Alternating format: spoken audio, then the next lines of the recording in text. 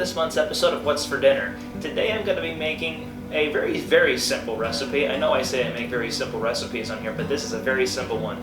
This is a quick corn chowder recipe that my grandmother used to make many years ago when she was still alive, and I haven't had this in, I don't even know the last time I had this. It's probably been close to 15 years since I last had this. I was searching through my cupboard a few days ago, and I found this recipe written down on an index card. I know I've made other family recipes in the past, so let's keep that trend going with this quick corn chowder recipe. It's very simple. 2 tablespoons of butter, 2 cans of condensed cream of potato soup, a can of cream-style corn, 2 cups of milk, and a package of cream cheese that's been cubed. All you really do is throw everything into a pot, reduce the heat, let it simmer for about 5 minutes, or until you get the cream cheese to melt completely, which I remember that being kind of a difficult thing to do in years past.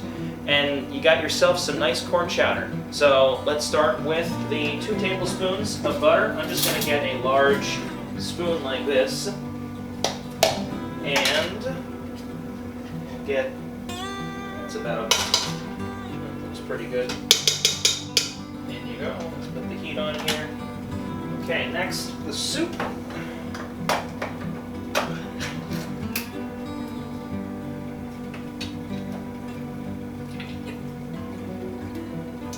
Okay, that's one. This next one.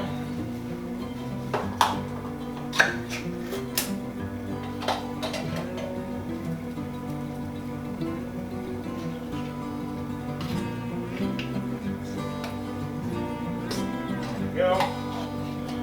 Okay, we got 2 cans of cream of potato soup. Okay, next is the cream-style corn. I'm gonna wipe off the lid of this a bit.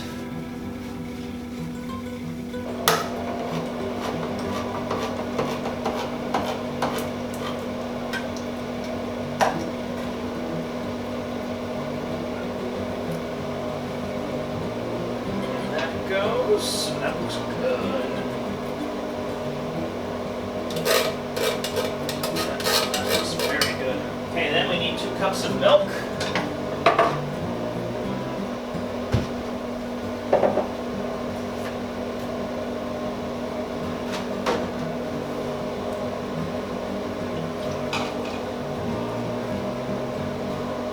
Alright, 2 cups of milk, and then a package of cream cheese that's been cubed.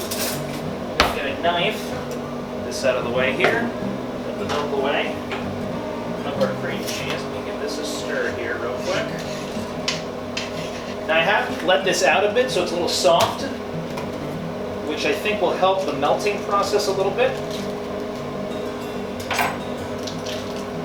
Alright, I'm going to cube this cream cheese right here.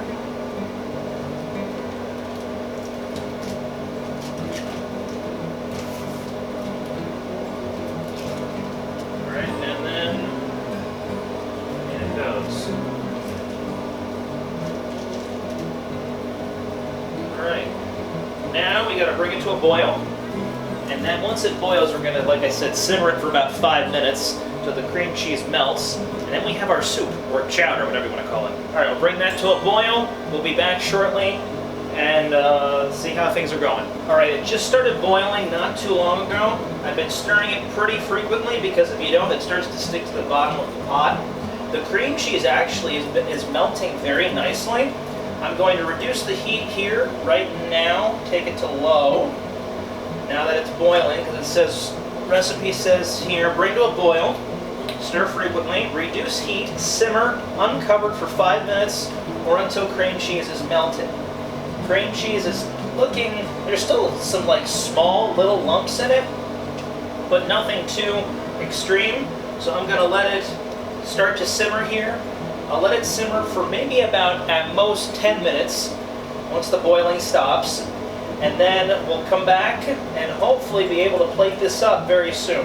Alright, it's been simmering about 10 minutes. There's still a few little lumps of cream cheese left, but I don't think those are going to be much of an issue once I plate this up. I got a bowl here. Scoop some of this into here. It smells very much like it used to smell. Spoon.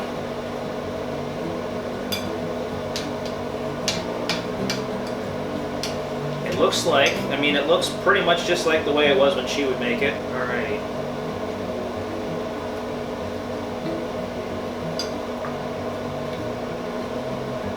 That's exactly how she'd make it. Oh my gosh. Wow. That is exactly what it tasted like.